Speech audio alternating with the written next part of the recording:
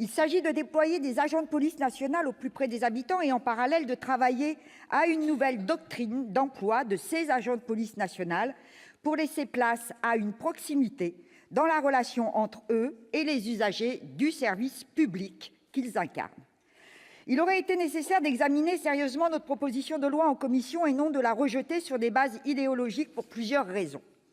D'abord parce que sa brève expérience de la police de proximité a été avortée brutalement en 2002, alors qu'elle commençait à être étendue au territoire national. Lors des auditions que nous avons menées au groupe CRC, les forces de l'ordre nous ont présenté un avis bien plus positif et nuancé sur l'expérience de la Polprox que celui du supposé échec unanime que vous évoquez. Certains syndicats nous ont apporté leur plus clair soutien et partagent nos objectifs. Quant aux plus dubitatifs, leur critique principale porte sur le manque de moyens flagrants du dispositif. Pour cause, les moyens supplémentaires indispensables à la réalisation effective d'une police de proximité n'ont jamais été disponibles. Le rapport confidentiel que vous vous êtes procuré auprès du ministère de l'Intérieur et que vous vous êtes bien gardé de nous communiquer jusqu'à hier après-midi va également dans ce sens. C'est pourquoi nous vous avons proposé la semaine dernière, lors de l'examen du projet de loi de finances pour 2018, un amendement visant à créer un nouveau programme dans la mission sécurité, un programme intitulé « Police de proximité » que nous proposions de créditer d'1 milliard d'euros, un budget sérieux, qui permettait de mettre en place une direction générale de la police de proximité. Cet amendement d'appel aurait dû trouver votre soutien, mes chers collègues, étant donné les difficultés d'ordre budgétaire que vous évoquez comme argument phare pour rejeter notre proposition. Cela révèle que le principal motif de ce rejet repose sur l'opposition idéologique répression-prévention, dont vous souhaitez le dépassement, mais que, paradoxalement, vous nourrissez abondamment avec vos arguments.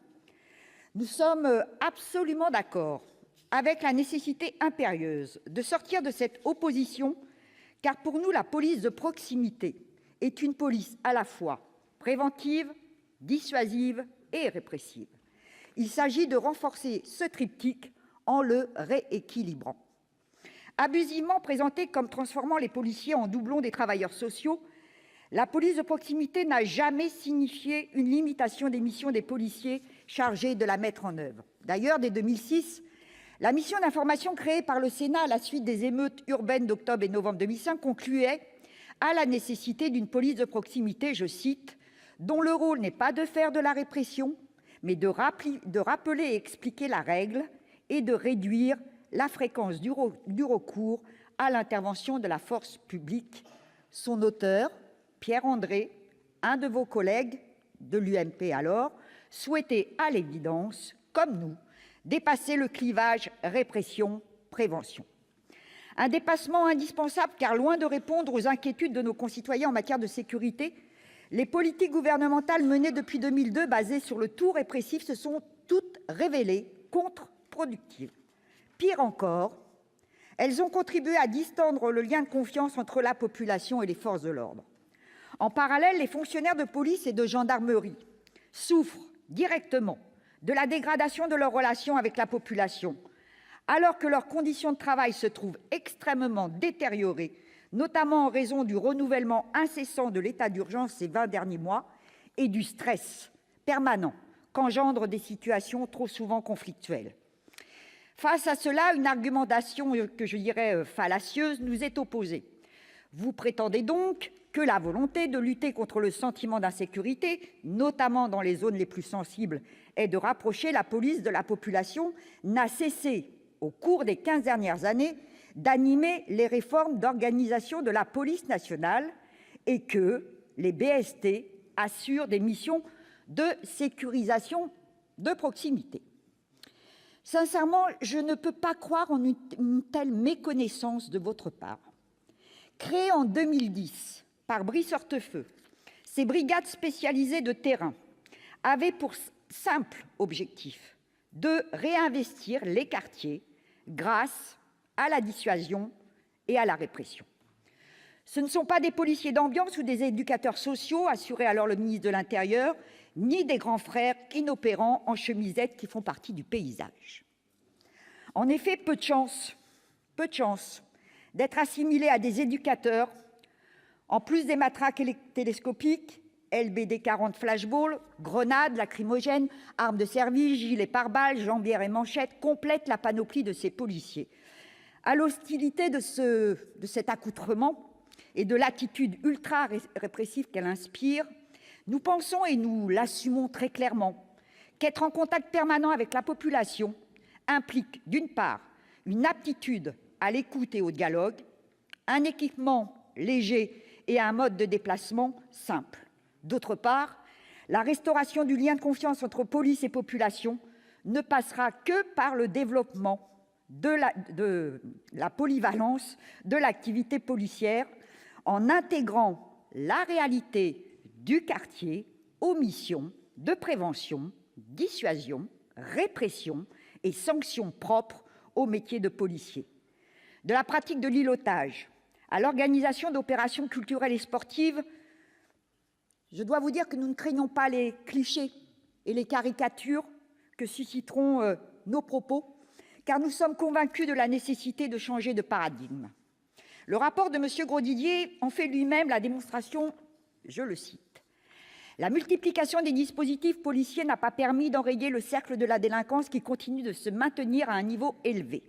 La persistance des poches d'insécurité sur notre territoire, d'où les forces de l'ordre se sont elles-mêmes désengagées, est une situation indigne de notre République. » Fin de citation. Alors, Monsieur Grosdidier, de quelle poche d'insécurité parlez-vous? D'ailleurs, en matière d'amalgame, comme M. Jourdain faisait de la prose sans le savoir, je constate que vous faites du contrôle au faciès sans le savoir, à tel point que des propos aberrants que vous avez tenus en commission nous sont rapportés. Je vous demande de vous rapprocher de la page 34 de votre rapport. Ainsi, vous dites, je vous cite encore, « Il y a 15 jours encore, j'étais maire de Ouapy, dont plus de la moitié de la population est de confession musulmane. Je connais ce sujet. » Fin de citation. Monsieur Grosdidier, comment savez-vous que plus de la moitié des habitants de cette commune sont musulmans?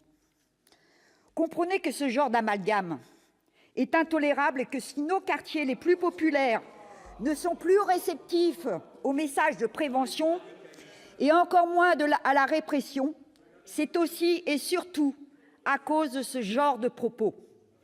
Notre police de proximité ne s'adresse ni à certaines zones prioritaires de sécurité et encore moins à une certaine population que vous n'avez cessé de stigmatiser.